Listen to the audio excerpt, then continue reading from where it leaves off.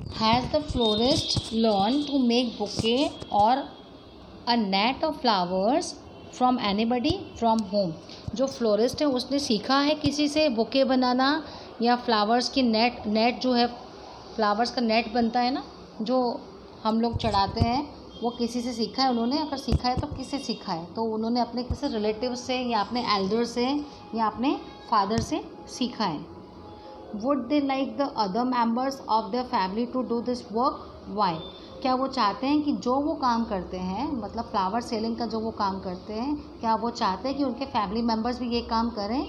अगर यस है, हाँ है, तो क्यों चाहते हैं? क्यों? क्योंकि ये काम बहुत अच्छा है। फ्लावर से देखो अच्छी अच्छी खुशबू आती है, उससे हमको बहुत सारा प्रॉफिट भी होता है, उससे अलग अलग तरीके के डेकोरेशंस होते हैं, उससे वर्शिप होती है फ्लावर से। ठीक है, तो वो खुद भी काम करना पसंद करते हैं और अपने फैमिली मेम्बर्स को भी बोलते हैं कि आप भी हमारी तरह से ये काम करो। Let us do this activity. चलो हम ये एक्टिविटी करते हैं। Do this activity in group of 4 और 5 फ्रेंड्स। आपको 4 या 5 फ्रेंड्स में ये एक्टिविटी करनी है। Collect flowers that have fallen from trees और plants and bring them to the class. आपको क्या करना है? फ्लावर्स कलेक्ट करने हैं और क्लास में लेके आना है। Spread these flowers between the sheets on an old newspaper in such a way that they do not touch each other. आपको ओल्ड न्यूज़पेपर पे वो जो फ्लावर्स की जो पेटल्स हैं या फ्लावर्स हैं वो ऐसे स्प्रेड करने जैसे वो एक दूसरे से टच ना हो। Now put a heavy object on the newspaper. फिर जो न्यूज़पेपर है उसको कवर करके दूसरे न्यूज़पेपर से और उसके ऊपर हैवी ऑब्जेक्ट रख दो। Leave it press till the flowers get dried. उसको छोड़ दो और प्रेस करके और फ्लावर्स सूखे तब तक उसको छोड़ दो। After this take out all the flowers very carefully and prepare a scrap book. उसके बाद आपको क्या करना है? वो फ्लावर्स केयरफुली मतलब ध्यान से निकालने हैं और उससे आप कुछ भी बना सकते हो, जैसे कि स्क्रैप बुक हो गया। आप उसको जो वो लीव्स हैं, पेटल्स हैं फ्लावर्स की, आप उससे कुछ भी बना सकते हो। स्क्रैप बुक बना सकते हो, कार्ड्स बना सकते हो। ठीक है, you can also use this dried flower to make a pretty cards. Ratan was walking ahead in the orchard. Ratan आगे ऑर्चर्ड में जाती गई। She saw some persons were cleaning grass in one corner of the field. उसने क्या देखा कि कुछ लोग हैं वो घास तोड़ रहे थे फील्ड में। She went there and started pulling the grass. उसने क्या किया? वो भी गई और उसने भी घास तोड़ना स्टार्ट किया। Do you know what happened? आपको पता है क्या हुआ?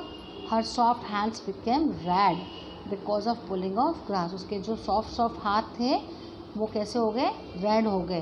क्यों? क्योंकि वो घास को ज़ोर से खींच रही थी, तोड़ रही थी। While pulling grass many roots also came out. जब वो घास तोड़ रही थी तो उसके हाथ में बहुत सारी जो रूट्स थी ग्रास की वो हाथ में आ गई।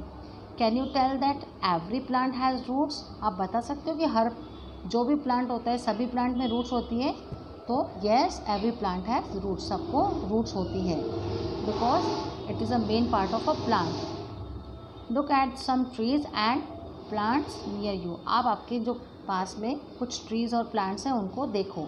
How deep and wide its roots are. उनकी जो रूट्स हैं वो कितनी डीप है, मतलब बहुत ज़्यादा अंदर है, और वाइड मतलब फैली हुई है, बाहर है।